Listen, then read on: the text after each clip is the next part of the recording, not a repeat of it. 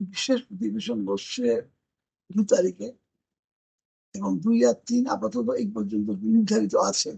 সেটা বাড়বে কি না বাড়বে আমি এখন বলতে পারবো না। যদি আমাদের সেরকম আর্জেন্ট কিছু বিল থাকে, সেগুলো আমাদের পাস করার জন্য পরবর্তীকালে বিজনেস অ্যাডভাইজারি কমিটির মিটিং আছে বেলা 12টার সময়, আর 2টোর সময় হাউস বলতে সোমবার সোমবার দিন মূলত অফিস বিল হয়ে শেষ হয়ে যাবে। মঙ্গলবার দিন এই বিলটা আসবে। বিলের বিষয়বস্তু কি থাকবে?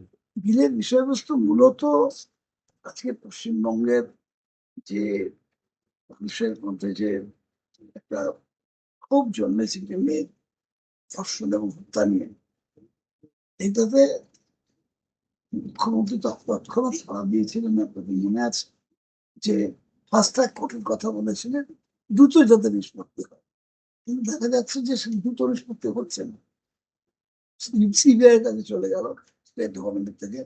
সিবিআই এখন ব্যাপারটা নিয়ে দীর্ঘসূত্রতা বা লিঙ্গার করছেন। সেই জন্য উনি একটা বিধানসভায় আইন পাশ করতে চান, এবং অটোমেটিক রাজ্যপালের কাছে যাবে সেটা।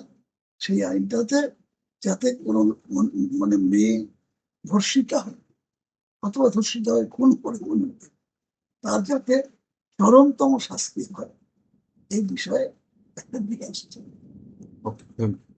ঠিক আছে।